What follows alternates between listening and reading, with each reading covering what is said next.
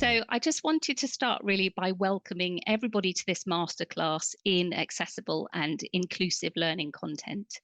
I just also want to start by thanking April and her team for inviting me to run this session for you today, and to thank you all as well for giving up your very valuable time to find out more about making learning content both accessible and inclusive, whether you're joining us live or watching a recording.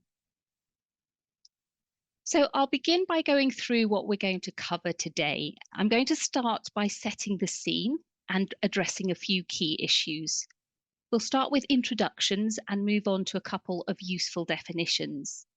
I'll then move on to some key insights and outline how accessible learning content leads to better learning practitioners and better learner experiences for everyone. Next, I'll focus on the taking action section, and that will have some practical tips on improving both the accessibility and the inclusivity of content. And we'll finish with some key takeaways and the opportunity for some questions if we have time. Now, before I begin, I just want to let you know that there are quite a few useful links in this presentation. I've shared these with the iSpring team, so they'll make them available to you after the session. So we'll move on now to our introductory scene setting section. So we'll start with some introductions about me, although we've had a great introduction already, just to really give you an idea of how I became so passionate about accessibility. So I've been involved in learning and development for about 30 years. I started as an English teacher, and then I became an IT systems trainer, and I finally focused on designing and developing digital learning content. I've worked across all sectors, the public sector, the private sector, and also charity sectors, and also in higher education. And it was really my experience there, working as an instructional designer, that made me realize just how little support there was for people who wanted to make their learning content accessible. And that was one of the main reasons I decided to start my own company, Ella Hub or Ela Hub, which is driven by the only very slightly ambitious vision of making all learning content accessible and inclusive as the default. It was also the reason that I wrote my book, Designing Accessible Learning Content, or DALC for short. I wanted there to be a resource which was available for anyone, especially practitioners like me who wanted practical support to help them apply these quite difficult technical standards to learning content. I've also transformed the book into an online self-access course, which I'm pleased to say is having a big impact on improving the accessibility of e-learning content across many organisations.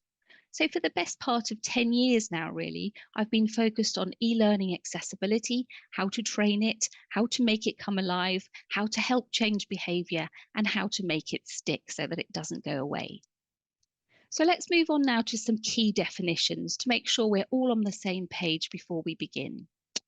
So I always find it hugely valuable before I begin any session on accessibility by defining exactly what we mean by that. This is because it can mean different things for different people. For some people, it means something that's easily obtained or used, and for others, it can mean easily understood. Although it can have these meanings, for the purposes of this session, what we mean by accessibility is best defined by W3C, and that stands for the World Wide Web Consortium. And they say, accessibility means that people with disabilities can equally perceive, understand, navigate, and interact with content. And it also means that they can contribute equally without barriers. So for me, that's a really fantastic definition. And the reason that I begin with it is just really to highlight that accessibility, in the sense that we're talking about in this session, at its very heart is about making sure that people with disabilities have equal access to all of our learning content, and also that they can contribute equally without barriers.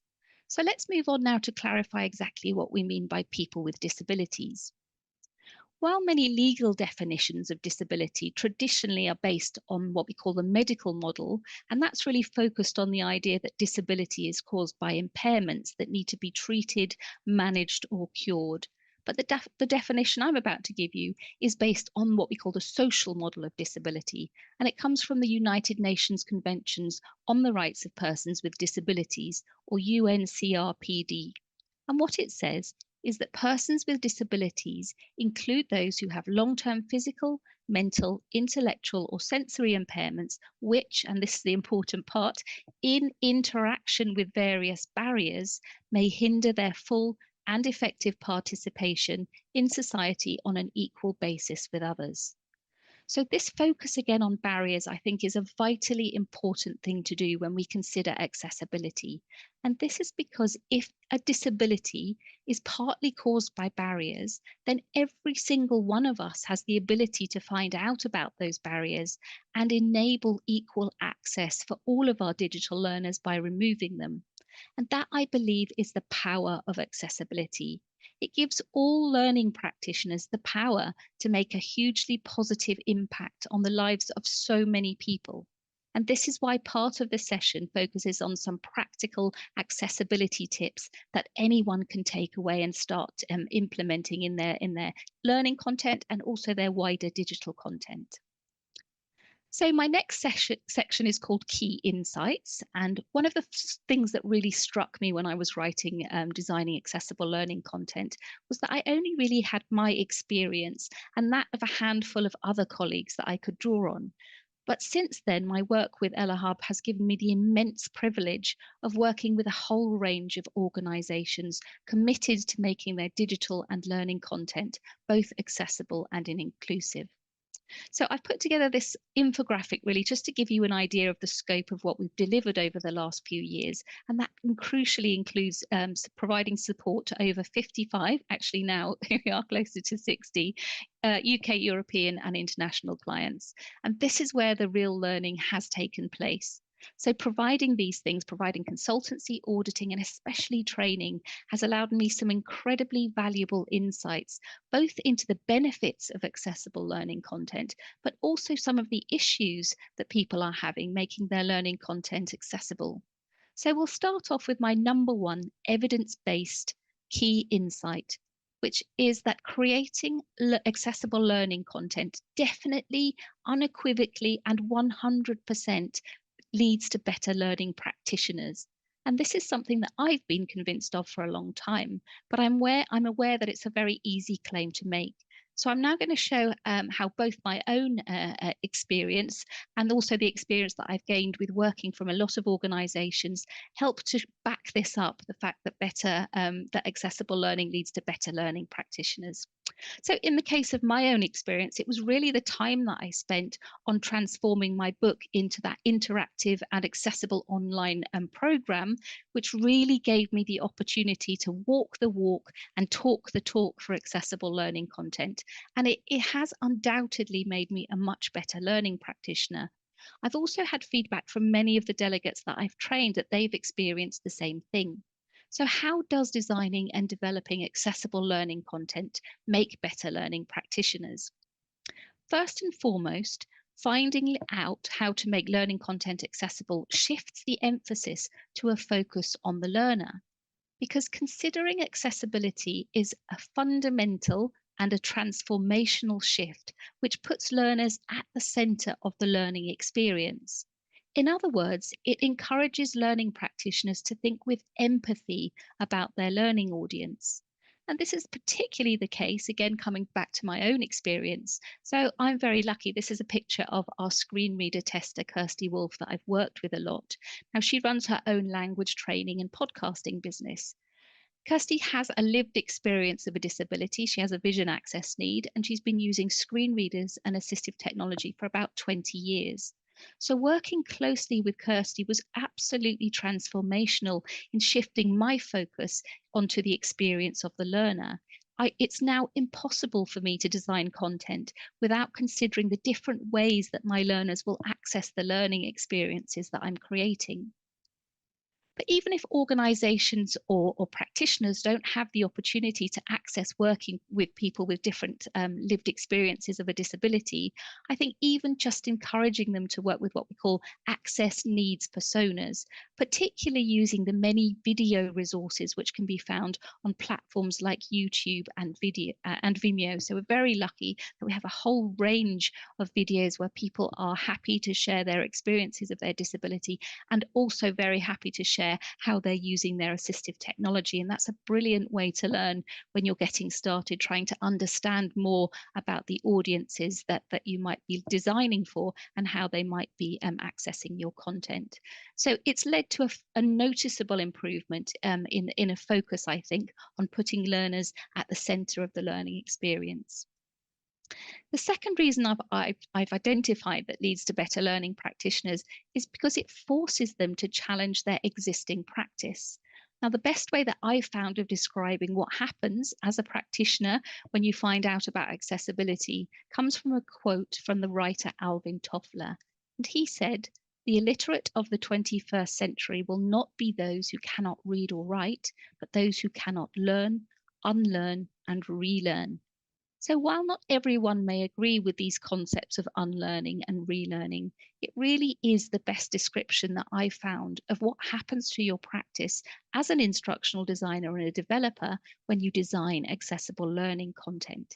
It shifts the narrative from "I'm doing this because it's the way I've always done it" to "I'm doing this because it benefits my learners." So to give you an example of what that can look like, this is a case study from one of the organizations that I worked with. So it came from my work with the L&D team of a government client based in the UK. And it demonstrates how accessibility training had a positive impact on, in this case, the screen recording content in their learning resources.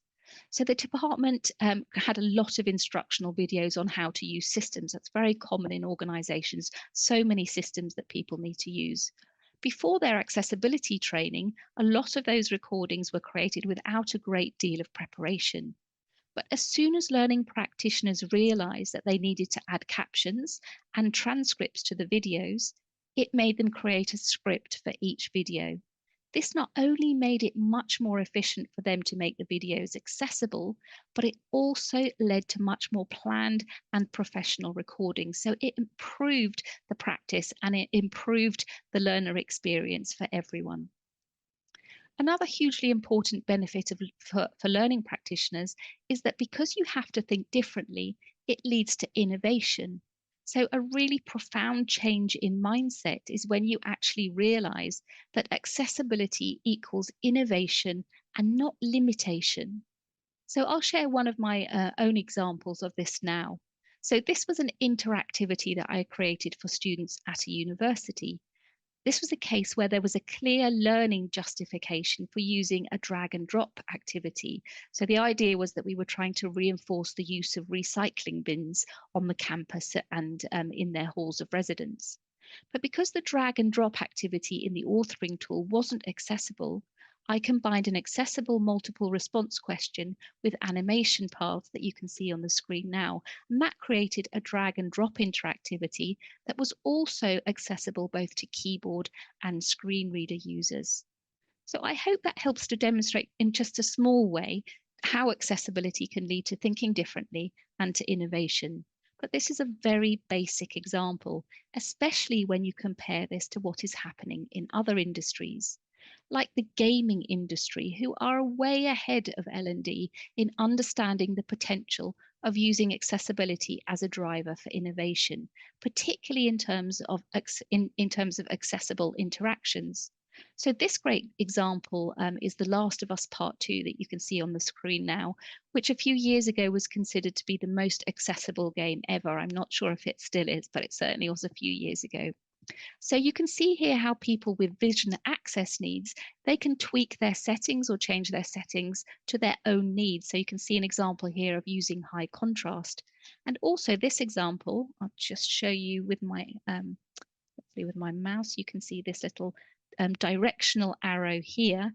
That really is showing people who are playing the game the direction that the subtitles are coming from, where the sound is coming from. And that can make a huge difference to gamers with hearing access needs. And unlike the L&D industry, the gaming industry actively promotes accessibility leading to innovation by rewarding it with recognition in industry awards. So those are just a few ways that I've found that designing content which is accessible leads to better learning practitioners. But here's the thing, those better learning practitioners are designing and developing better learning experiences for everyone. Because accessible learning content definitely, unequivocally, and 100% leads to better learning experiences for all learners, including people who have disabilities and access needs. Let's find out a bit more about why that is now. We'll start with a benefit that you would probably expect, and that is that accessible learning content includes people with a whole range of different access needs. And for digital content, we most often divide these into vision, hearing, motor, and cognitive access needs.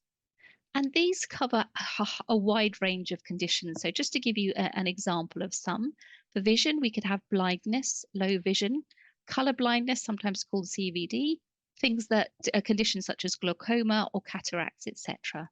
For hearing, you could have deafness, hearing loss, things like acoustic trauma, auditory processing disorder, tinnitus. For motor, when it comes to motor access needs, these in a digital context are what we call manual dexterity issues, and they impact a learner's ability to use their mouse or fingers to interact with mobile content. Instead, these learners use a whole range of assistive devices, most often based on keyboard technology, to interact with digital content. So the conditions that, some examples of conditions that could impact someone's motor access needs, things like limb differences, arthritis, MS, repetitive strain injury, RSI, things like cerebral palsy, Parkinson's, tremors, etc. And then finally, we'll come to the final category, cognitive. And this is probably the largest, sort of the widest range of different types of access needs that you can have in one of these different categories. So we can have things such as dyslexia, ADHD, and ASD, so neurodivergent conditions. We can have things which are affected by flashing content, such as epilepsy, or moving content, such as vestibular disorders, but also a whole range of mental health issues that can also lead to cognitive access needs as well. So these are just a few examples really of a huge range of conditions that could affect any of our current or our future learners. But it might surprise you to find out just how many of our audience this impacts. So according to some very interesting recent research, this is brilliant new research carried out by the Boston Consulting Group last year, most organizations typically estimate that about 4% to 7% of their staff have disabilities. But according to the BCG survey, which covered 28,000 employees across 16 countries, the actual figure was 25% of employees who said they have a disability or a health condition that impacts a major life activity. So really staggering statistics to be aware of, I think, there. So why is it that we're not more aware of people with disabilities in our workforce? So one of the main reasons for this, I think, is that a high percentage of disabilities are not visible or are hidden. Have a think now about how high that percentage might be. So according to the global charity Hidden Disabilities, who use the sunflower symbol that you can see on my slide here to help show people that they have a disability that you can't see, up to 80% of disabilities are non-visible. Another significant factor which leads to this misconception about how many people have access needs in the workplace is also undiagnosed disabilities and access needs, and undeclared disabilities and access needs. So this is particularly relevant, I think, for neurodivergent conditions such as ADHD, autism, and dyslexia, which I think a lot more people and a lot more organizations are getting more and more aware of. And remember also that with population aging, predicted by the UN to be one of the most significant social transformations of the 21st century, it's absolutely crucial that we make sure that our learning content is suitable for a workforce who will naturally experience a range of access needs as they get older. But even without the aging factor, accessibility is vital for future proofing our content because, according to the Employees Forum on Disability, 2% of the working age population becomes disabled every year, and 78% of disabled people acquire their access need or their impairment age 16 or over. So, to summarize, then, making our learning content accessible is really the only way that we can be sure that we are including everyone in our workforce and audience. And they will most definitely already have people with disabilities and access needs in them now. And it's also the only way that we can be certain that our learning content is fit for purpose for our potential workforce and audience of the future. That's why I believe it's so important to adopt an accessibility as the default approach. So let's move on now to our next tangible benefit of accessible learning content, and that is that it caters for our learners' circumstances, environments, and preferences. So we'll start with temporary access needs or circumstantial access needs, sometimes called. See if you can have a think about how some temporary circumstances might affect the ability of your learners to interact with content. And we'll do that again by focusing on the 4 different access needs. So the picture on the screen might give you a clue as to a temporary motor access need. So we could have something which stops you being able to use your mouse, such as an injured hand or wrist. We could also have vision access needs, such as blurred vision due to eye surgery, hay fever, lost reading glasses, which is one of my particular favourites. We could have hearing loss due to a head cold, exposure to loud noise, blocked ears, etc.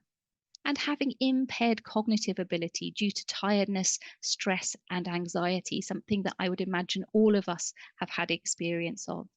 So remember, these are things that could affect any of us or any of our learners at any time.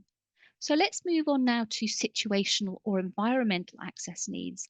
And for this one, we'll focus specifically on things which could affect people who are interacting with learning content. Again, the picture is an example of a motor access need, one you might recognize from COVID and from lockdowns. So we have learning while caring for children when home working. And for vision access needs, we could have learning on site with sunlight obscuring the screen or slow internet when we're working from home, which prevents pictures from downloading. For hearing access needs, we could have learning on a noisy factory floor. And for cognitive access needs, we could have learning in a distracting home or office environment. So I think it's important to say at this point that many disabled learners can find it quite frustrating when we use temporary and situational access needs to justify why we need to make our learning content accessible. I completely understand that point of view, but I think one advantage it does have is that it shifts the emphasis away from a kind of us versus them thinking, and it moves it instead to simply us thinking. Accessibility is something that can benefit any of us or any of our learners at any time. So by making our learning content accessible, we automatically cater to our learners' circumstances, their environments, but it can also help us to accommodate different learning preferences. And this is because in order to make our learning accessible, we very often provide alternative ways of accessing the content. And we'll have a look at that in action now with an example from the DALC program that I was talking about earlier. So this example shows a scenario block which is not accessible for someone who uses a screen reader. To make it accessible, I've provided a text version of the scenario in an accordion block underneath. But I've designed the block so that I still give learners who are using screen readers, for example, the opportunity to reflect and consider before I give the suggested correct answer and feedback. So this alternative would work equally well for a screen reader user or also for a learner who maybe didn't want to go through every stage of a scenario activity. And this approach of providing our learners with alternative methods of accessing content also lies at the heart of Universal Design for Learning, or UDL, which many of you will be aware of. So central to the UDL framework is the principle of providing multiple means of engagement, representation, and action and expression. So ultimately, accessible learning content adapts to a range of circumstances, environments, and preferences, and it caters for a wider audience and provides a richer learning experience for everyone. Another thing that accessible learning content does is to tackle maybe some common complaints about e-learning. Although this is, of course, isn't always the case, I think it's true to say that many of us are aware that digital learning doesn't always have the best reputation. This is a list of some common complaints about e-learning that we're aware of at Ella Hub. So we have poor color contrast, making content difficult to see, stressful and unhelpful assessments, distracting moving transitions and content, locked or difficult to navigate content, and distracting narration on slides. And here's the thing about these particular complaints. They can all be fixed by making learning content accessible and following the standards and recommendations set out in the Web Content Accessibility Guidelines, which we're going to talk about a little bit later in the session. So this brings us on to the final benefit of accessible learning content, which is that it leads naturally, I think, to inclusive learning. But before we explore that further, we need to unpack the difference between the two. Although I used to use those two terms interchangeably, my experience over the last few years has been really helpful and kind of instrumental in demonstrating why and how they're different. Because even if we follow all of the WCAG standards and make our content accessible, that doesn't necessarily mean that it's inclusive. As this still on the screen shows from the video accessibility versus inclusion, if we just focus on accessibility, it can be the same as a person in a wheelchair being shown to their restaurant table through the kitchen past the toilets, whilst their companions are welcome through the front door. But in my experience, by focusing on accessibility, you do naturally start creating inclusive learning content. And that is content that makes all learners feel welcomed, considered, and valued, and provides a good learner experience for everyone. So that's my definition of inclusive learning content. So we'll look at just one way that we can do this now, and that's by using plain language. Now, I think this is absolutely vital for learners with cognitive access needs, but it also has a huge impact on making sure that everyone has a positive learning experience, including learners who may be learning in a second language. So for me, using readability checkers has been transformational in making my own learning content more inclusive. Although these readability checkers are often built into many of the tools that we use every day, I found two websites particularly helpful. The first is the Hemingway site, which is really useful if you're writing your own content because it gives you lots of recommendations on how you can simplify your language. And you can see that example again. I'll use my little mouse here. You can see that example here. The second one is from WebFX, and it's useful because it gives a very clear visual score on lots of readability indices. Now, I find this one is particularly helpful if I'm working with subject matter experts who are giving me the language that I need to work with. So I found it to be a very effective way if the language that I'm getting from subject matter experts might be quite complicated. I can actually use this, all of those reading indices to prove that it's not just me that has this opinion, that actually the language can be quite complex and it would benefit from making it simpler. So one practical tip from my own work recently on the DOUBT program is a method of how to simplify language if it does get identified as being too complex by a readability checker. So I personally find that can be a very time-consuming process. So partly because I couldn't do a session in 2024 and not mention AI, but mainly because I found it really, really helpful, I ask ChatGPT to write my language to different reading levels. So I come up with my language, then I ask it to write at different reading levels. And then finally, I use a combination of my own words and simplified sentences from ChatGPT to come up with content at a good reading level that I'm happy with and that I know is suitable for my audience. So let's continue now with our focus on practical tips, but now we'll move on to some that are specifically these web content accessibility guidelines or these WCAG standards. So these are the standards created by W3C that underpin most international legislation, and they're considered to be the best practice for making digital content accessible.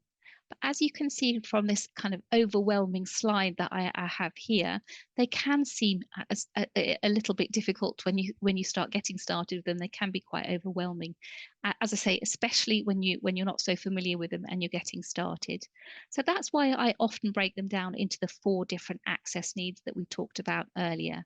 So today we'll look at some practical tips that can help include learners with each of these 4 different access needs. We'll start with a standard which includes people with a whole range of vision access needs. And I'm sure this is one which is very familiar to many of you, but I think it's still worth being aware of because it is still one of the most common WCAG standard violations which we come across when we carry out audits at Ella Hub. Although I'm not aware of any statistics for accessibility in the L&D industry, I'd imagine if there were that they would be quite similar to those that you can find in the Web AIM Million report, which every year analyzes the accessibility of the top million global websites. In their 2024 report, they identified that a huge 81% of homepages still failed the requirement for color contrast between text and background color. So I think the key thing to be aware of when it comes to making color accessible is that it actually applies to the contrast ratio between 2 colors. Contrast ratio is a measure of the difference between the brightness or the luminance of 2 colors, and it's given as a value ranging from 1 to 21. So if you imagine that white text on white background would have a contrast ratio of 1 to 1, for example, and then think of the end of the scale, black text on a white background would have a contrast ratio of 21 to 1. For me, that really helped to clarify what these contrast ratios meant. So the minimum WCAG contrast ratio that we're trying to meet is actually at least 4.5 to 1. So of course it's difficult to check that really by just using your own vision. It can be dependent on your vision. It can be dependent on the monitor that you might be using. But just have a quick guess whether the white text against the green circle in this example would pass or fail this standard. So let's find out. This is where color contrast checkers are so helpful. So the example on the screen is the Web AIM color contrast checker. There are of course a huge range available, but this is the one I recommend to practitioners because it's just a website that you can visit and you don't need to download anything. So the fact that there are still so many errors with color contrast just leads me to believe either that practitioners aren't really aware of them or they're not quite sure how to use them. So that's why I'm going to demonstrate this now. I'm Okay, so super sorry, Susie, for no worries.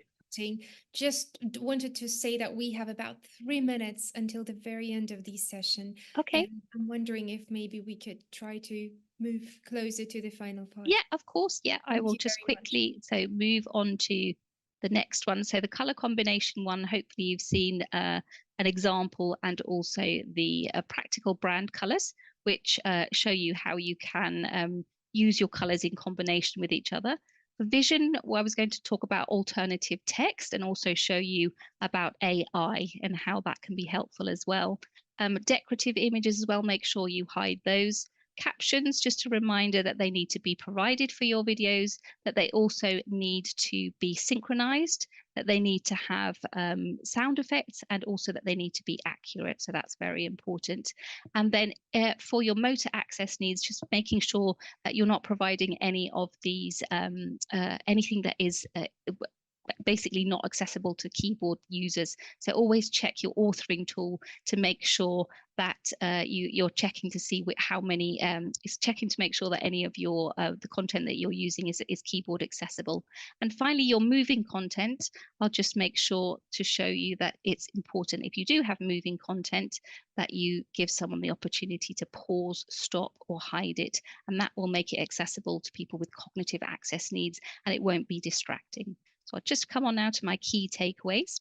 The first is that accessibility can very often feel overwhelming. So I hope that this masterclass has helped to make it less so and also to kind of really bring home the positives around making content accessible. And I think this idea of progress over perfection is a really important key takeaway because what it does is it shows that everybody is kind of maybe not exactly where we would like to be, but everything that you can do has a hugely positive impact on making learning content accessible for people with different access needs. needs. So I'll just finish with kind of to reinforce that. It's my favorite quote that I always use when we're talking about accessibility. The one argument for accessibility, which doesn't get made nearly often enough, is how extraordinarily better it makes some people's lives. How many opportunities do we have to dramatically improve people's lives just by doing our job a little bit better?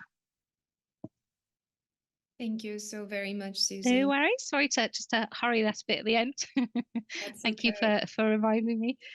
Of course. We would love to have more of these stories because I actually see what a big influence your presentation has had on the chat. And there is a lot of discussion and a lot of gratitude coming and a lot of appreciation towards That's that very topic. kind. And I'm really also bursting of questions because I would love to ask a couple on my own, but I'm afraid we will need to move on to the Okay. other speaker. But for the time being, I just want to say immensely thank you very much again. And I do hope that our participants will receive the links that you have shared Brilliant. with my Yeah. iSpring colleagues already. And of course, a kind reminder that everybody will be able to review the presentation in the recording after we finish the session. So have a chance to familiarize yourself with the materials of Susi again. Susi, will you stay with us for a little while? I will do, yes. Yes, thank you so much. So maybe you Okay. can also join the conversation in the chat. Okay. Thanks a Perfect. lot again. No worries. Thanks for having me. Of course. Have a Take good care. rest of the conference. Thanks a lot. I'm sure we will because there are a lot of amazing speakers coming as well. Okay. All right.